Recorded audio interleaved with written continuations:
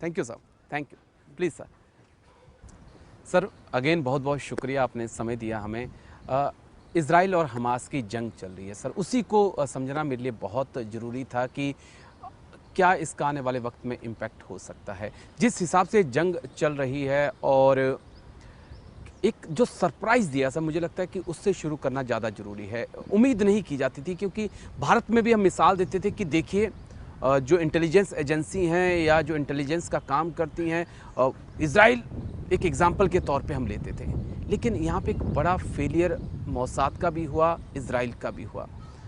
ये एक कितना बड़ा चिंताजनक है और इसके पीछे के क्या कारण हैं जो इज़राइल को भनक तक नहीं लगी कि हमास इतनी बड़ी प्लानिंग कर रहा है। राजेश, पहले तो बहुत बहुत धन्यवाद कि आपने मुझे बुलाया। मैं इसके बारे में एक चीज़ बताना चाहता हूँ। भनक सबको लगती है। जी। ये जिसको कहते हैं कि इंटेलिजेंस नहीं होता, इनपुट्स होते हैं। ओके। कि खबर आ रही है कि वहाँ पे, इसके पहले मार्च के महीने में बेरूत में कॉन्फ्रेंस हुई है, जी। जिसमें हिजबुल्ला भी था, हमास भी था, ईरान भी था। तो वो आपस में बातचीत करते रहते हैं, तो इनपुट आते हैं। उन इनपुट्स को आपको इंटेलिजेंस में कन्वर्ट करना होता है, क्योंकि असेसमेंट होता है। जी।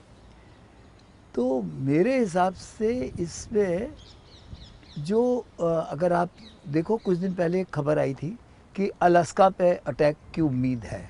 जी। अलास्का पे अटैक की उम्मीद है। अलास्का कहाँ है? वेस्ट बैंक में। तो ये जो हमास ने कोशिश की है, ये पूरा उनका प्रयास ये था कि इनका दिमाग कहीं और लगा रहे और हम कहीं और अटैक करें।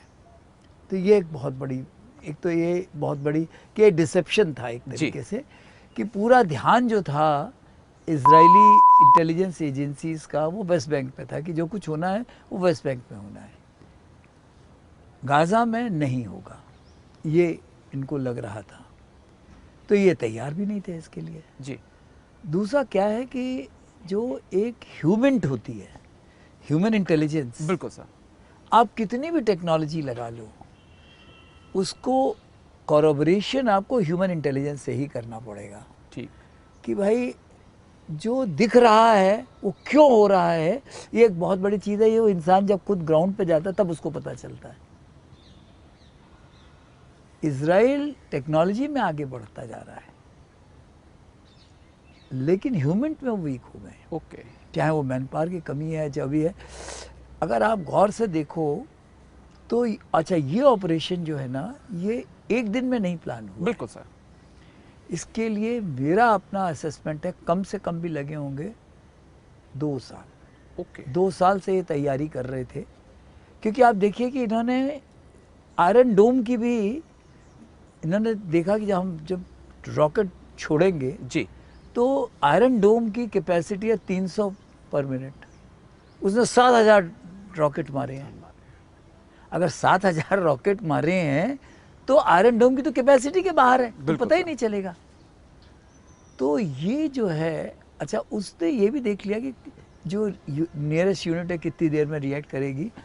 तो ये आप देखिए कि जो गाज़ा और वेस्ट बैंक है जी, उसका इजराइल से वर्क परमिट पे वो लोग आते हैं। बिल्कुल। रोज़ 19,000 20,000 आदमी आते जाते रहते हैं।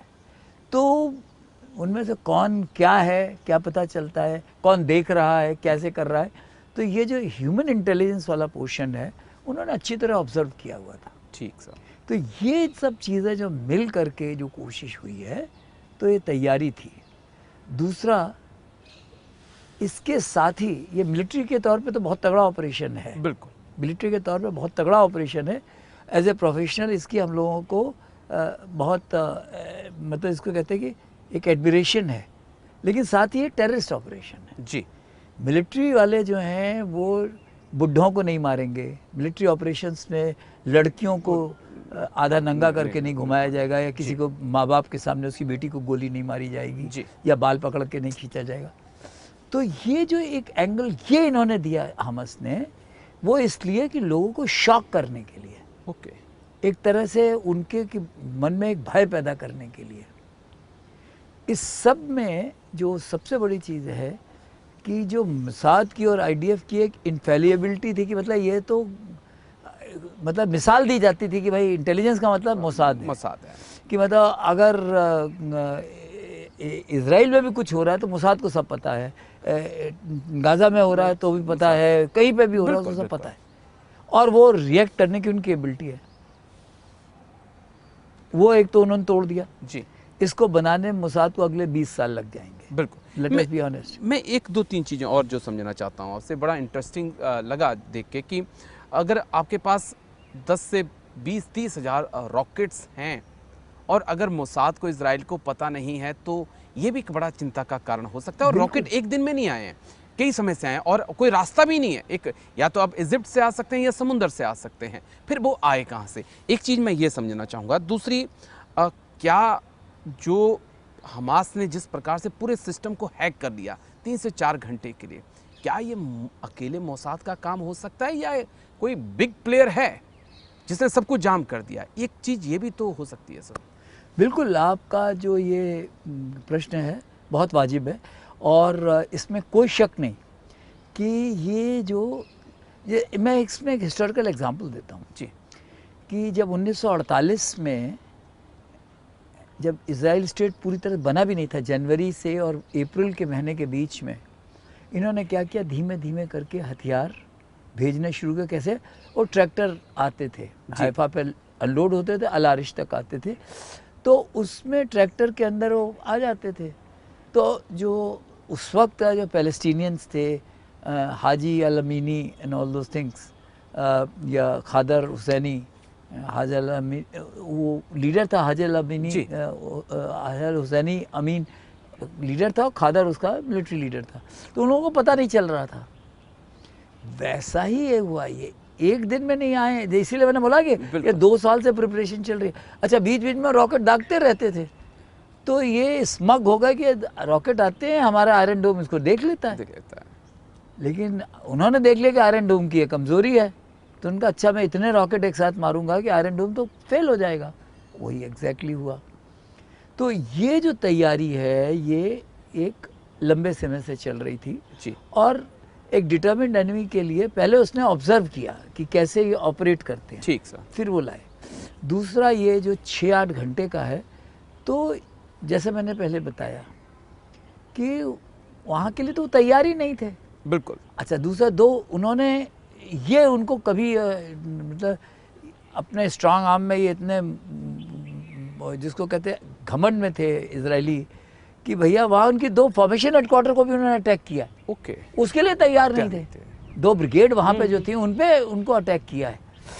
ये नहीं उनको अंदाज था कि आके फेंस तोड़ेंगे यहाँ पे। जी, फेंस भी तोड़ी उन्होंने, इलेक्ट्रॉनिक है फेंस। बिल्कुल। तो ये चीज़ें जो है, ये आप पैटर्न जो बनाते हो एक लंबे समय से देख के बनाते हो। ठीक है। मतलब अगर आप कारगिल से इसको कंपेयर करो, बिल्कुल यही हुआ था कि जब उसने देखा कि भैया ये विंटर में नीचे चले जाते तो हम ऊपर आके बैठ गए। यही तो हुआ था। यही हो गया। एक चीज़ और जो बड़ा अब मैं समझना चाहूँगा आपसे कि जिस प्रकार से हमास ने जो करना था हमास ने कर लिया 7 अक्टूबर को। उसके बाद जिस प्रकार से इजराइल ने पलटवार किया है, एयर स्ट्राइक पे एयर स्ट्राइक जारी हैं और अब भी ऐसा कहा जा रहा है कि जो ग्राउंड ऑपरेशन है वो भी शुरू किए जाएंगे। लेकिन अभी भी गाजा पट्टी में इजराइल घुसा नहीं है, तो कितना चैलेंजिंग हो सकता है? क्योंकि उस ज़मीन के नीचे कई सुरंगें हैं, कई गुफाएं हैं जिसके अंदर जो हैं वो हमास के आतंकी बैठे हुए हैं। वहाँ से उनको निकालना, उनका इनकाउंटर करना, और नेतन्याहू का खुद ये बयान है कि हम आखिरी आतंकी तक पहुँचेंगे, छोड़ेंगे नहीं। तो कितना चैलेंजिंग होने वाला है सर ये? बहुत बहुत बहुत चैलेंजिंग है। देखिए, बिल्टअप एरिया में लड़ाई बहुत मुश्किल होती है। इसीलिए देखिए वहाँ देखिए 2 कॉन्ट्राडिक्टरी काम हो रहे हैं। जी। इजराइल कह रहा है कि भाई तो नॉर्थ से तुम लोग सब साउथ में जाओ। अब कल प्रेसिडेंट बाइडेन के कहने के बाद और इजिप्ट के इंसिस्टेंस के बाद उन्होंने पानी वानी देना शुरू कर दिया साउथ में जी, कि भाई तुम्हें खाना पानी देंगे, तुम लोग साउथ में भागो। उनका ये इरादा है इजराइल का कि जितने सिविलियन हैं वहाँ से वो निकल जाए। ठीक। हमास चाहता है कि वो ना निकलें। बिल्कुल। अगर वो नहीं निकले तो वो उसमें घुला मिला है। एक। जी। दूसरा, हमास और ईरान ये कोशिश कर रहे हैं कि ये मुस्लिम वर्सेस ज्यू लड़ाई हो, ये ठीक। टेररिस्ट वर्सेस स्टेट नहीं है, जी ये मुस्लिम वर्सेस ज्यू लड़ाई हो। क्योंकि मुस्लिम वर्सेस ज्यू होने से एक एवरेज पैलेस्टीनियन है, वो कहेगा भाई इस्लाम खतरे में है तो भाई मैं भी अपने जिहाद में हिस्सा लेता हूँ, जी हैं, अल्लाह हमारी देखभाल करेगा, तो वो यही कहेंगे। बिल्कुल सर। तो ये जो है, ये लड़ाई में तुम डार डार हम पात पात चलता है। ठीक है। तो ये कोशिश ये करते रहेंगे, और इसलिए चैलेंज इसलिए ज़्यादा है बिल्टअप एरिया में, बिल्कुल। अच्छा, दूसरा, मुझे नहीं लग रहा कि 12 दिन के बाद कि इनको, इजरायलीज़ को पूरा अंदाज़ा है कि जो टनल नेटवर्क है जी उसका ढंग कैसा है, उसका पैटर्न क्या है, एंट्री एग्जिट पॉइंट्स क्या हैं। तो अगर इन्होंने उसमें टनल में घुसने की कोशिश की तो पता नहीं इनके ऊपर नुकसान ना हो जाए। तो इसलिए अगर वो 12 दिन से नहीं जा रहे हैं तो बहुत सोच समझ के नहीं जा रहे हैं। इसलिए वो क्या बंकर बस्टर्स भी मारने की कोशिश कर रहे हैं, जैसे कि कुछ टनल ऐसा भी कहा जा रहा है कि वो 50 मीटर नीचे हैं। जी अगर 50 मीटर नीचे तक वो पहुंच गए हैं, अच्छा, इन्होंने क्या किया है कि दिखाने के लिए, कि इनको शॉक करने के लिए उन्होंने कुछ टनल वेस्ट बैंक में बनाना दिखाना शुरू कर दिया था जी जो पैलेस्टीनियंस ने, फिलिस्तीनी। कि जो लग रहा था कि शायद वहाँ पे भी कुछ हो रहा है, लेकिन वहाँ कुछ नहीं हो रहा था। तो ये जो है ये बहुत ही चैलेंजिंग है। मैं समझू क्योंकि अगर ऐसा हो तो क्या ऑप्शन आर्मी के पास है? बड़ा इंटरेस्टिंग है ये। आप कमांडो ऑपरेशन कर नहीं सकते हैं, आप सैनिकों को वहाँ पे भेजेंगे तो दुश्मन वहाँ पे बहुत ज़्यादा मजबूत है, वो चुन चुन कर आपका शिकार करेगा, उसका स्नाइपर्स आईडी जो कुछ भी वो लगा सकता है, उसे पता है कहाँ से मैंने घुसना है, कहाँ मारना, कहाँ निकल जाना है। लेकिन कैसे वो उन टनल्स का खात्मा हो सकता है? इसका ढंग जो मुझे जो अभी तक के पैटर्न से लग रहा है, वो क्या करेंगे जी कि ज़्यादा से ज़्यादा सिविलियंस को वहाँ से निकालेंगे। ठीक है। फिर वो कहेंगे कुछ अगर मरते हैं तो मरने दो, ओके उस तरह से वो बोलने की कोशिश करेंगे जी कि कोलैटरल डैमेज होता है तो होने दीजिए, इजराइल का ये इरादा होगा। फिर वो जो वहाँ पे जो एयर रेड चल रही हैं, जी उससे वो बंकर बस्टर्स मारेंगे तो कम से कम कुछ टनल खुलेंगी, जी कुछ टनल जो ज़्यादा नीची नहीं है जी वो खुलेंगे। 50 मीटर नीचे तो शायद बंकर बस्टर्स का भी फ़र्क नहीं पड़ेगा, उसको तो और भी कोई उनको टेक्नोलॉजी लानी पड़ेगी, चाहे स्मोक का इस्तेमाल करें, चाहे वो फायर का इस्तेमाल करें, कि मतलब आग लगा दी मुंह पर बंद करके, तो फिर वो वहाँ से निकलने की कोशिश करेंगे। जी तो ये जो है वो, इसका जो है ये और वायलेंट लड़ाई होगी, ओके ये और वायलेंट लड़ाई होगी। हो सकता है कुछ टेक्नोलॉजी का इस्तेमाल करें कि सेटेलाइट से वो पिक्चर देखते रहे, जहाँ उनको दिखे कोई उसमें कोई चेंजेस आ रहे हैं, इसका मतलब वहाँ से लोग निकल रहे हैं या अंदर जा रहे हैं, तो वो मुहाना है, तो वहाँ उनको सप्लाई, ये इनका सप्लाई का पैटर्न, लॉजिस्टिक्स का पैटर्न देखना पड़ेगा जी। कि अगर टनल में रह रहे हैं तो 2 दिन, 4 दिन, 10 दिन, 20 दिन, 25 दिन बिल्कुल साहब। आप खाने को रह सकते हो। फिर पानी आपको चाहिए होगा, कहाँ से आएगा? तो बाहर से जब सप्लाई होगा तो उसको ये लोग टैप करेंगे कि भाई ओके। देखें कैसे है, तो उसके थ्रू अंदर जाने की कोशिश करेंगे।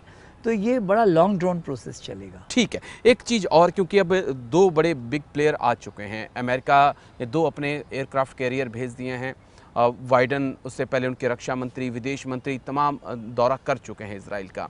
वहीं ईरान की तरफ से, चाहे ईरान के विदेश मंत्री की बात हो, उनके राष्ट्रपति की बात हो, या जो उनके सुप्रीम नेता हैं खामनेई उनकी बात हो, सब ने बयान दिए हैं। तो ये जो 2 बिग प्लेयर्स खेल रहे हैं, क्या हम इस नज़रिए से ना देखें कि इजराइल को जो है, कहीं ऐसा तो नहीं है कि ईरान वर्सेस अमेरिका इजराइल में होने वाला है? देखिए, 2 चीज़ें हैं जो आपने एयरक्राफ्ट कैरियर का बताया।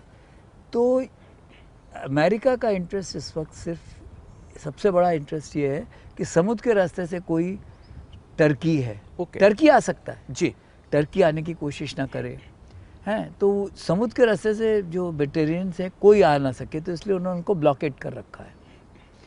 इंटेलिजेंस वो शेयर कर रहे होंगे, ठीक है। सर्टेन टेक्नोलॉजी जो इनके वेपन्स में कमी आ रही होगी वो उसको पूरा कर रहे होंगे, डायरेक्ट वो नहीं आएंगे। जहाँ तक ईरान का सवाल है, वो केस थोड़ा डिफरेंट है। जी पहली चीज़ तो ईरान का ये है कि अमेरिका ने 2015 से उनकी नाक में दम कर रखी, उन पर सैंक्शन लगा करके उनको पैरा स्टेट बना रखा है। जी तो उनका तेल भी नहीं बिक रहा है, कुछ नहीं हो रहा है, तो वो मरता क्या ना करता, वो उन्होंने एक स्टांस लिया। ओके।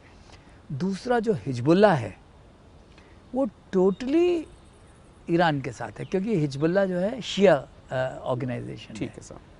उनके पास भी करीब 1 लाख से ऊपर 1,70,000 के लगभग रॉकेट है। ओके। जब वो अगर नॉर्थ से लेबनान से फेंकने लगे, इसीलिए अमेरिका वहाँ जाके बैठा है ठीक है। कि अगर वो फेंकने लगे तो ये बड़ा नुकसान हो सकता है। तो दूसरा इंटरेस्ट उनका ये कि हिजबुल्लाह को कंट्रोल करते हैं। तीसरा क्या है कि जो ईरान के पास इस वक्त एक मौका ये भी है कि वो इस्लामिक वर्ल्ड के लीडर बनने की कोशिश करें, जो सऊदी अरेबिया जी, या टर्की है जी। उनके बरखिलाफ। तो अच्छा, चौथा, टेक्नोलॉजी वाइज ईरान की टेक्नोलॉजी रूडिमेंट्री है एंड जिसको कहते हैं लोअर एंड ऑफ टेक्नोलॉजी है, Okay. बहुत सोफिस्टिकेटेड नहीं है। ठीक है। लेकिन ऐसे ऑपरेशंस में जब तुम बहुत हाई एंड टेक्नोलॉजी में डील करो तो लोअर एंड टेक्नोलॉजी काम कर जाती है। ठीक है। क्योंकि जैसे इसमें देखिए, इसमें जो सप्लाई उनसे हो रही है, किनसे हो रही है? ड्रोन से। ईरान उसमें माहिर है, जी। वो रेडार की जद में भी नहीं आता है।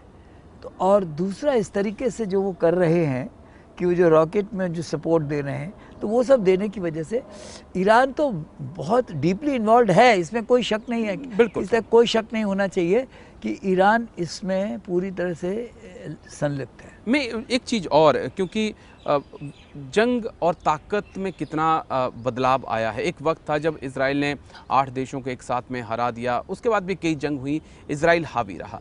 लेकिन क्या अब वक्त बदल चुका है? जो मुस्लिम कंट्रीज़ जो अगल बगल में हैं, जो इजराइल को वजूद को ही नहीं मानते हैं, तो वो कितने बड़े चैलेंज हैं इस वक्त? और जैसा आपने हिजबुल्लाह का भी जिक्र किया, क्या इजराइल में वो इस वक्त ताकत है कि अगर हिजबुल्लाह के पास 1,70,000 तो रॉकेट हैं, लेकिन खबर ये भी है कि 1 से 1.5 लाख उसके पास ट्रुप्स भी हैं। हाँ। तो अगर वहाँ से मोर्चा खुलता है तो क्या इजराइल इस लायक है? देखिए, यही है चेस का, जियोपॉलिटिक्स का गेम है। जी आज की जो कल का जो ये हॉस्पिटल पे अटैक हुआ है, जी ये बहुत सिग्निफिकेंट है।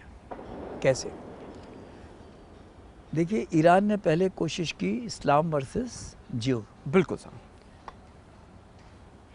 वो पूरी तरह से काम नहीं किया, क्योंकि सऊदी अरेबिया, इजिप्ट और जॉर्डन, ये तीनों इनके साथ नहीं है। जी लेकिन जो कल हॉस्पिटल वाला हुआ, अनलेस इजराइल इसको प्रूव कर सके कि ये तो इन्होंने खुद मारा है। जी आप देखिए, वो जॉर्डन में जो कॉन्फ्रेंस होनी थी अम्मान में, वो कैंसिल हो गई है, बिल्कुल सर।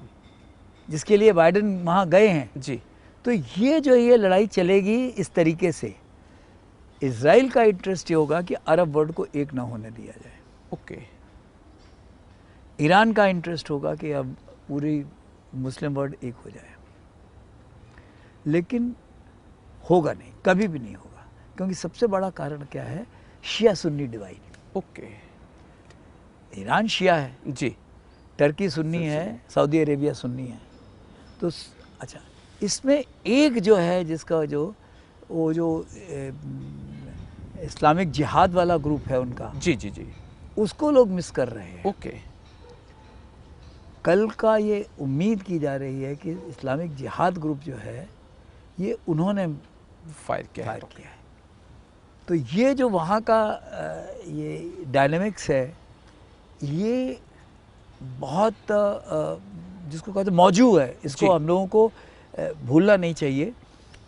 तो अभी जो है ये अगले 2 से 4 दिन जी बहुत रेलेवेंट होंगे, क्योंकि इजिप्ट के कहने पे इन्होंने रिफा वाला रास्ता खोला जो साउथ में है, जी जी वहाँ से कि भाई तुम जा सकते हो। अब इजिप्ट ने बोला कि भाई हमको वहाँ से ह्यूमैनिटेरियन एड भेजने दो। जी जी जी बिल्कुल। मुझे लग रहा है कि इजराइल इसके लिए तैयार होगा, क्योंकि अगर ह्यूमैनिटेरियन एड आने की बात हुई तो क्या है कि जो नॉर्थ में जो सिविलियंस हैं, बिल्कुल सर। वो भी भागने की कोशिश करेंगे कि भैया, क्योंकि एक किसी भी इंसान का, एक नॉर्मल इंसान जो होता है, टेररिस्ट वेरिस्ट को छोड़ दो, जी वो लोग, उनका मोटिवेशन कुछ नहीं होता, उनका मोटिवेशन उनका पेट, अपने उनके बच्चे।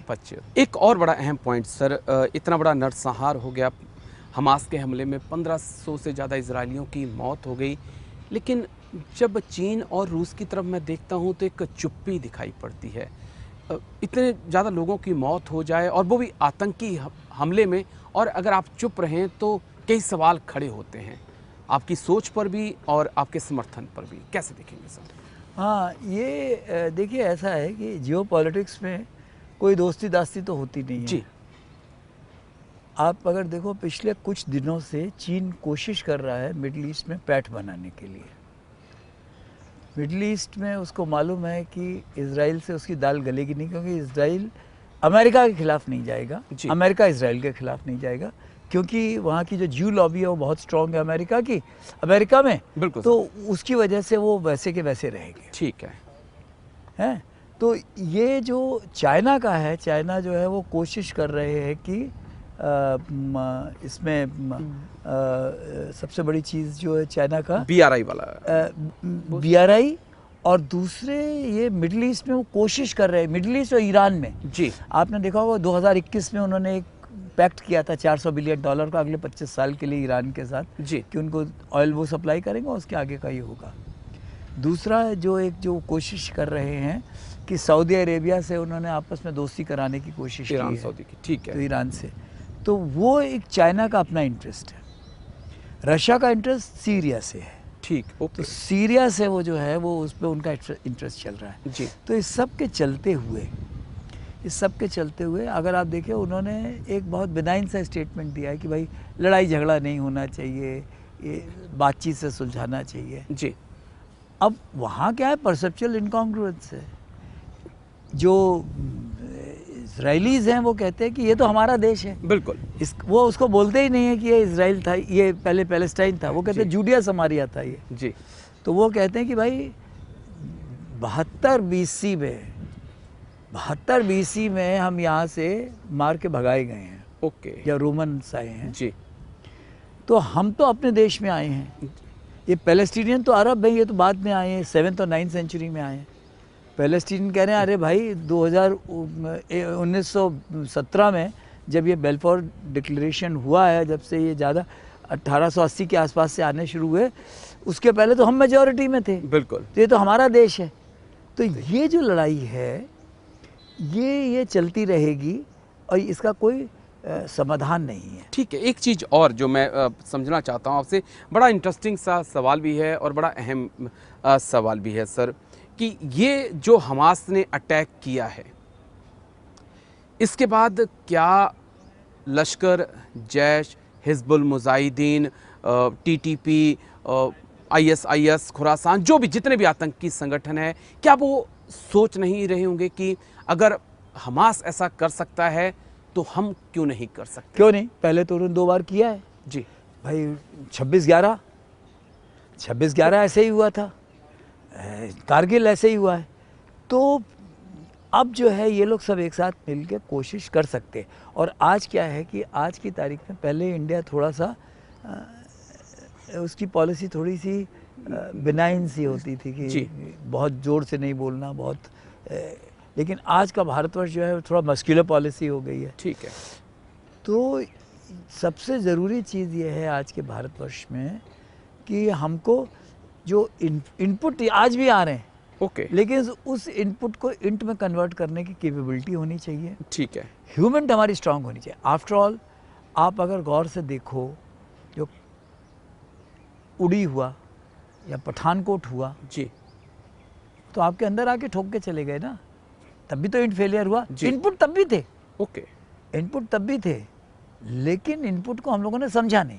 ठीक, तो हमारी एक तो कैपेबिलिटी है इंटेलिजेंस की, बहुत अच्छी होनी चाहिए। ठीक है सर। दूसरा, आपका जितना आत्मनिर्भरता बढ़ेगी उतने आप मजबूत होते जाओगे, ओके, क्योंकि इसमें एम्बेडेड सिस्टम्स होते हैं। जो आपको लगा है उसके अंदर कौन सा एम्बेड हो रहा है, क्या हो रहा है, चाइनीज़ कौन सी साला उसमें चिप ठोक रहा है, पता नहीं क्या पता चलता है। बिल्कुल। मेरा एक आखिरी सवाल और बड़ा इम्पोर्टेंट सवाल कि एक वक्त था सर, LTT ऐसा लगता था कि उसके जैसा कोई आतंकी संगठन नहीं है, इतना मजबूत था, लेकिन श्रीलंका ने दिखाया कि LTT को भी ख़त्म किया जा सकता है। मिलिटेंट कितना भी मजबूत हो, उसे ख़त्म करके दिखाया श्रीलंका ने। फिर आईएस निकल के सामने आया और आज वजूद उसका ख़त्म है। अलकायदा था, उसका भी वजूद ख़त्म है। हालांकि छिटपुट हैं, लेकिन वो ताकत हाँ, नहीं वहाँ तो है। वो ताकत नहीं वो रही। ताकत नहीं है। तो क्या हमास को ख़त्म नहीं किया जा सकता? 1980 के दौर से लगातार नहीं चल नहीं, रहा है ये तो हमास तो क्रिएट किया गया था ना। जी जो पीएलओ था, Popular Liberation Organisation, Palestine Liberation Organisation, Yasser Arafat वाला, जी जो आज के जो मतलब ट्रांसफॉर्म हो गया पैलेस्टाइन अथॉरिटी में, जी जो कि ऑब्जर्वर स्टेटस भी है उनको, उनके साथ ये मुश्किल थी। जी उनको डाउन करने के लिए हमास क्रिएट हुआ था। ओके तो ये हमास टेररिस्ट ऑर्गेनाइजेशन है, ये तो ख़त्म होना ही चाहिए। दुनिया के सभी क्योंकि सबसे बड़ी किसी ऑर्गेनाइजेशन की को ख़त्म करने का तरकीब है कि उसकी फंडिंग बंद करो। बिल्कुल सर। उसकी फंडिंग बंद करो। दूसरी चीज़, उसकी बहुत ज़रूरी चीज़ है कि उसका जो कुछ भी वो कर रहे हैं उसके अगेंस्ट एक बातचीत पैदा करो। तो ये हमास तो ख़त्म होना ही पड़ेगा, और ये एक अच्छा मौका है। एडवर्सिटी में अपॉर्चुनिटी है जी, मतलब इजराइल के पास ये मौका है कि वो अब हमास को ख़त्म करो। ठीक है सर, चलिए बहुत बहुत शुक्रिया sir, major general AK Chaturvedi sir, बहुत बहुत शुक्रिया। थैंक यू सर, जय हिंद। जय